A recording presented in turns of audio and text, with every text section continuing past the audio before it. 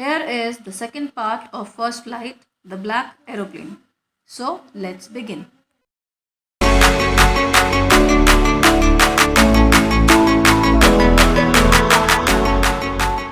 Now ये जो black aeroplane है, it is the imagination of the writer here, the narrator of the story.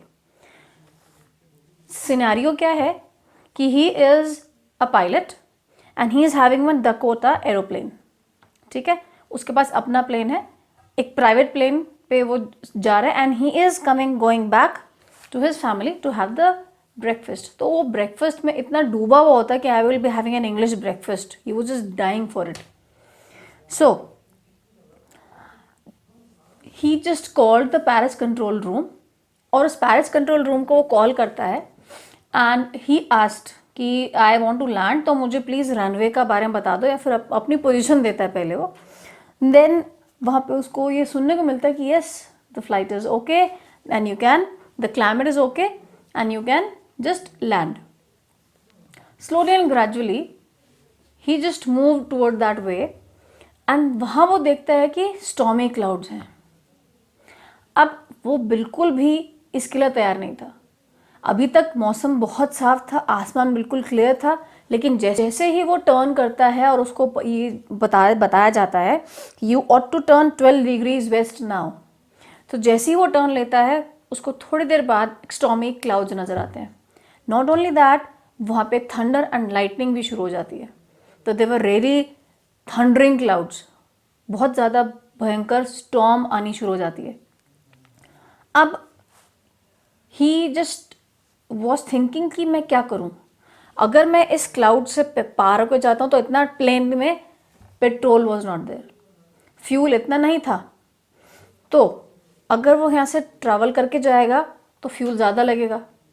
Now he has only one thing, उसके पास एक ही रास्ता बच जाता है कि वो उस स्टॉर्मी क्लाउड के बीच में से होकर जाए, and which was very much risky.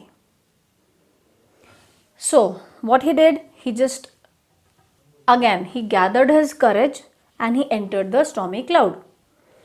अब जब वो stormy cloud में enter कर देता है, then after half an hour he saw a strange black aeroplane.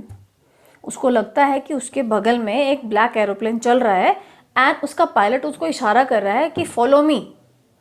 So he started following him. वो बहुत खुश हो जाता है कि एटलीस्ट चलो मेरे लिए भगवान ने एक मेरा सेवियर भेजा है जो मुझे रास्ता दिखा रहा है, और अब मुझे उसके पीछे फॉलो करना है and I will get out of it. So he did that.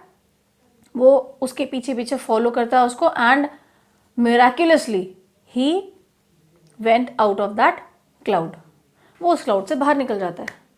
Now he landed there very safely, और जब वो कंट्रोल टावर में पहुंचता है तो वहाँ पे जो लेडी बैठी थी उससे पूछता है कि मैं तो सेफली लैंड हो गया, you just tell me this, जो मेरे साथ तो ब्लैक एरोप्लेन पायलट था वो कहाँ है, मुझे उनको थैंक यू करना है. अब जो विमेन थी वो सीधा बोलती कि आर यू मैड, इतने गंदे मौसम में तुम ही हो जो ऊपर, मतलब you are the only one pilot, तुम ही हो एक पायलट जो ये सब इतने गंदे स्टॉर्म में भी, इतने गंदे क्लाइमेट में, you are alone in the sky and no one else. तो he was really really surprised कि ऐसा कैसे हो सकता है.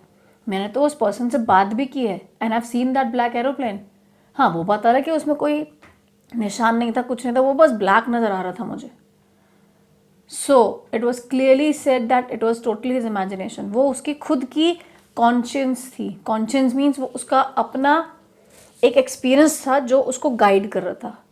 वो उसको हैल्यूसिनेशन हुआ. Hallucination means he was looking something there जो उसको असली में वहाँ नहीं था, लेकिन उसको नज़र आ रहा था. जस्ट वो इमेजिन कर रहा था उस चीज़ को कि हाँ मैं किसी से बात कर रहा हूँ और ऐसा मेरे साथ हो रहा है. वो सिर्फ पायलट का अपना कॉन्शियस था जिसने उसको हेल्प किया था अपने स्टॉर्म से बाहर निकलने के लिए. There was no other plane. So again this story is telling us that when we are in danger we cannot lose our courage and our willpower. अगर हमारे पास दोनों चीज़ होंगी, हमारा स्ट्रेंथ होगा हमारे साथ, तो हम किसी भी सिचुएशन से आगे निकल सकते हैं. I hope you have understood the chapters. Do like, share and subscribe the channel. Thank you.